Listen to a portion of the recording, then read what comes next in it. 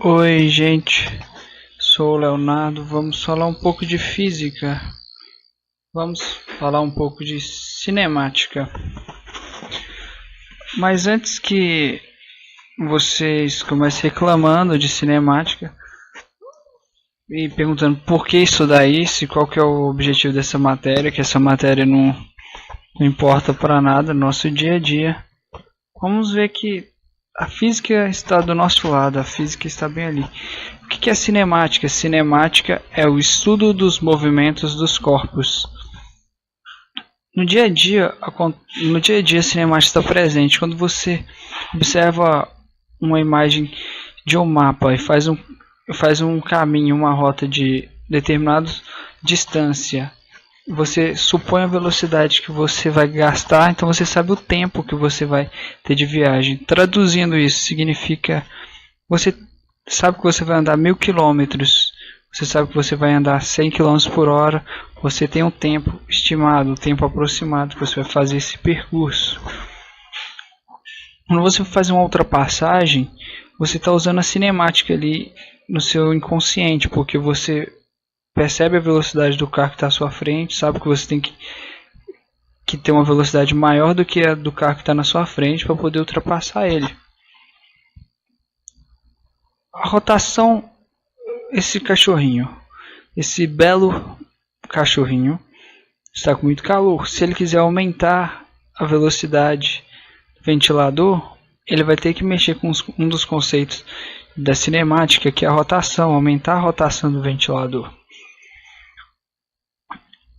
E os astros também, eles têm uma periodicidade, sua rotação.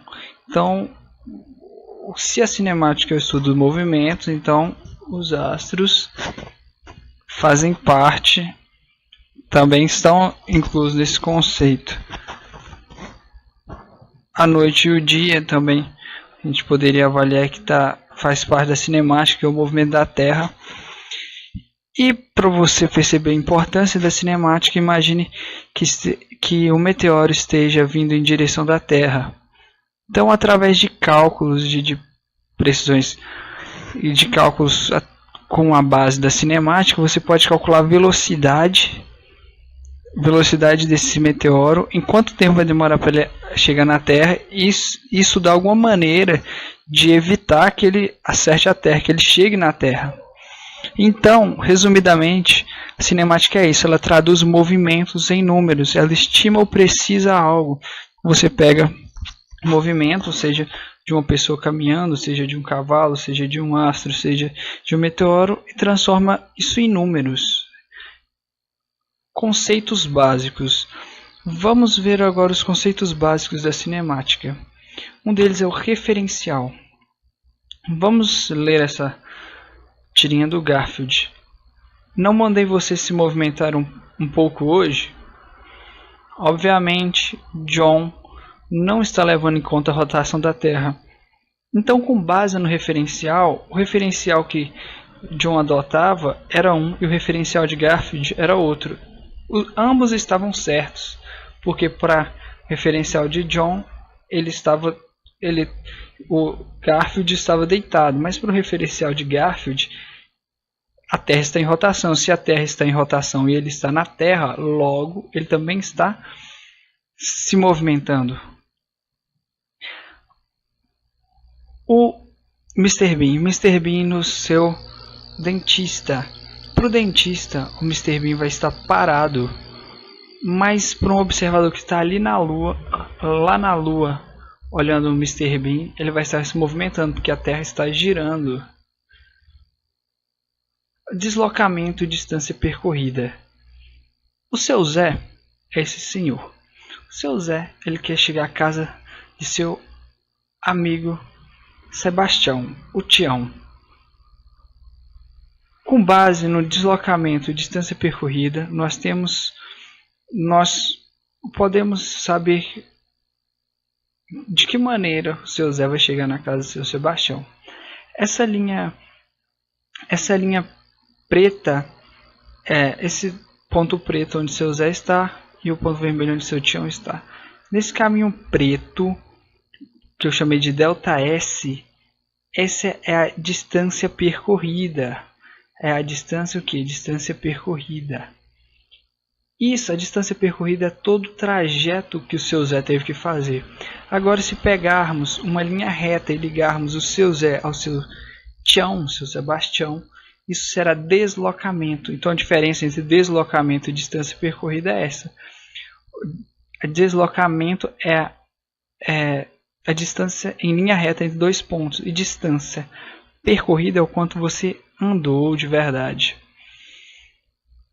Agora, grandeza escalar e grandeza vetorial. Grandeza escalar é aquela que ela é medida, que você consegue compreendê-la totalmente pelo número. Se eu falo está 15 graus hoje, você entendeu completamente a temperatura, você entendeu completamente, você não precisa de mais nenhuma informação para entender isso.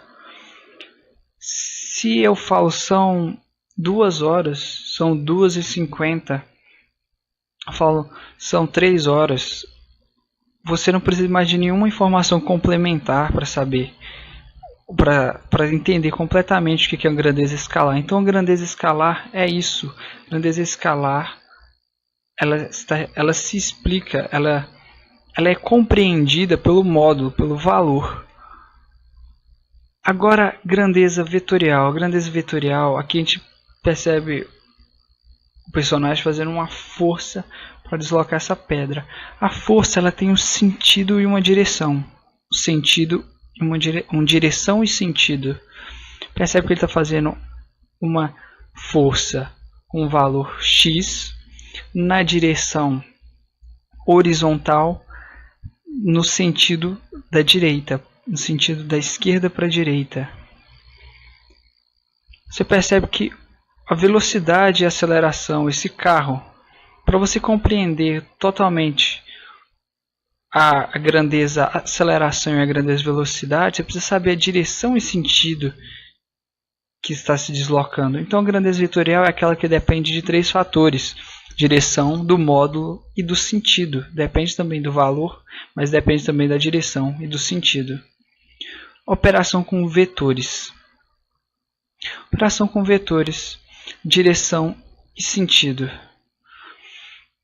Primeira coisa que você tem que ter consciência é a direção e sentido. Toda direção tem 2 sentidos. Toda direção tem 2 sentidos. Se pegarmos o sentido, a direção horizontal, você percebe na rosa dos ventos que você tem o sentido para leste e o sentido para oeste. Se pegarmos a direção vertical, você percebe que temos o sentido norte, o sentido sul, o sentido para cima, o sentido para baixo. Então, com base nisso, nós conseguimos, com base no conhecimento de direção e sentido, nós somos capazes de realizar operações com vetores. Então, direção é isso: horizontal, vertical, oblíquo, e sentido é para cima, para baixo, para a esquerda, para a direita. Com mesma direção e sentido, você soma. O Joãozinho faz uma força A na horizontal para a direita, o Zezinho faz uma força B na horizontal para a direita. Você soma os módulos, soma os valores. Mesma direção, mas sentido opostos. Se alguém está fazendo uma força numa direção e você faz em outra, é só lembrar do cabo de guerra. Aquilo ali são forças em sentidos contrários. A resultante vai ser o menor, o maior, a maior força menos o menor. Supomos o vetor A vale 10 e o B vale 5, então o resultante vai ser um módulo 5 na direção horizontal, na direção horizontal para a direita. Direção vertical, direção horizontal, ângulo de 90 graus.